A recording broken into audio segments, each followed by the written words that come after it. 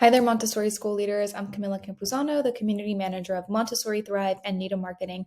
Welcome to the Nido Marketing YouTube channel, where every week I make videos to help Montessori schools market their schools, grow their enrollment, and find a sense of community and support online.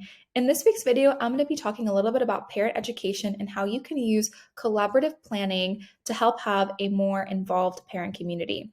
Now, collaborative planning means exactly what it sounds like, and that's getting your parent community involved in planning your parenting events. This means asking for their insights on how you can improve parenting events and ideas for what they need help on when it comes to parenting at home. So let's get started and get a little bit of an insight as to how you can use collaborative planning to really have a more involved and passionate Montessori community. Collaborative planning is a really great way for you to get your parent community a little bit more engaged in just life and also particularly your parenting events.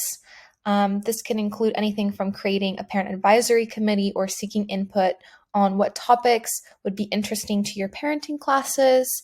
It's important to have parents involved in this because ultimately, if they have some sort of choice, if you're producing parenting classes that are of topics that they actually desire or request, they're much more likely to show up. So it's important to have parents vote on topics, what dates work for them, and formats. Obviously, everyone is going to have different requests and you can't make everybody happy, but a vote can make it a little bit easier to see what are the common themes that parents are struggling with.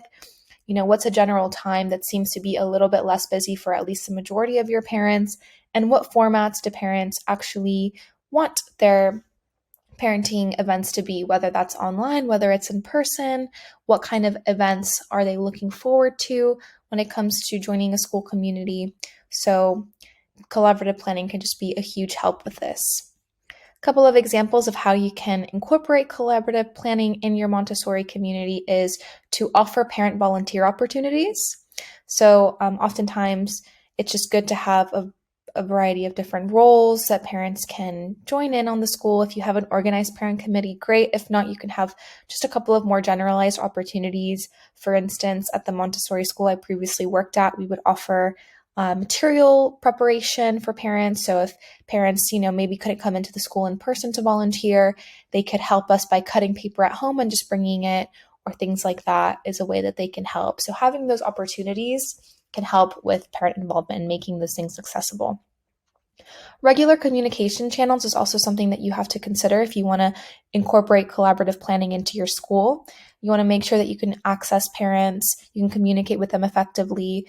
Using a CRM, a client relationship manager, software to help you communicate will usually make this a little bit easier. So I recommend taking a look at that. And online parent groups are also great. Some schools also use, applications to communicate with families, but having an online parent group on something like Facebook that you can manage is great for parents who want to ask questions about events or maybe have just parenting questions, and it can very much serve as a support group, and it helps people stay engaged and in touch with other parents in the community and see what's going on event-wise.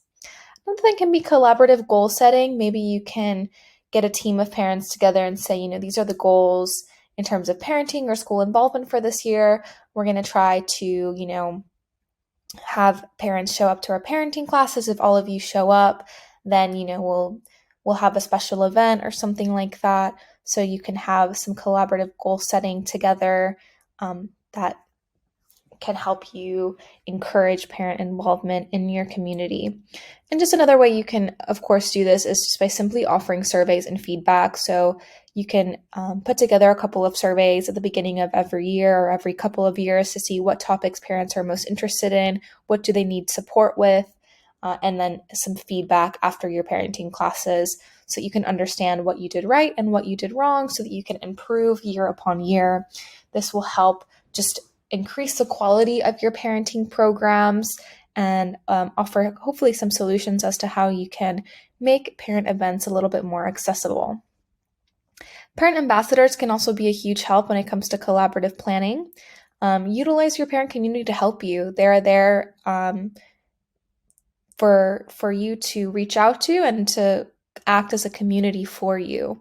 So it's important to recruit enthusiastic parents. Usually we can spot them out in our communities. they can become ambassadors and they can advocate for the value of attending these events or parenting classes that you may offer. And they can share their positive experiences and encourage other parents to participate. You can use them in your open houses as well. I recommend doing this. They can also help you pass out flyers and encourage other parents to come. This is a great way for parents to make friends within the community and just connect with one another.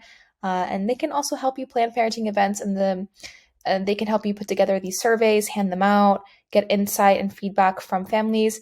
And you can always ask questions to your parent ambassadors to say, how would you improve the structure of our parenting classes? Remember, these are parents who are actively parenting. They're the ones, on the front line every day and who can give you the best feedback when it comes to planning events.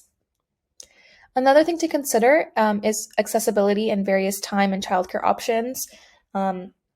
You can use collaborative planning to see how you can make your events more accessible. You can offer a range of event times to accommodate different schedules, such as morning, evening, and weekend sessions if you're looking to improve involvement. You can also provide both in-person and virtual options for these events. You can also offer childcare options during parenting meetings or these parenting sessions as well. It's really helpful if you can open up a classroom and so people can drop off their children and attend these workshops. Oftentimes people can't hire babysitters or they might not be able to find one on time, so it's important to make these events accessible. And again, for parents who can't attend the live sessions, require that they fill out a form or something so that you can just make sure that they consumed the content one way or another and they understood what you're trying to convey in a parenting class. This will help you hopefully have a more involved parent community. And finally, another thing is just to host fun parent socials. This is just about connecting. Usually when people are connected, they are a much more collaborative community and they're much more likely to show up to future events. You can, again, get your parents involved and see what kind of events that they would love to plan. Things like book clubs are great. You can assign certain Montessori parenting books and have them discuss. Coffee meets are also great, potlucks, and of course fairs and festivals, and you can be creative with the events and also ask your parents what they would like to participate in. I hope you found this video helpful, and I do hope that you consider using collaborative planning if you're looking to increase parent involvement in your parenting nights and parent education nights. I also recommend taking a look at one of our old town halls on parent involvement if you haven't already. This is a great resource for those of you who are looking to get some tips on how you can have a more involved parent community. It's a great resource, about an hour long, where we cover all sorts of strategies. So if you have time for that, check that video out. We'll be back next week with another Montessori marketing video. Until then, take care.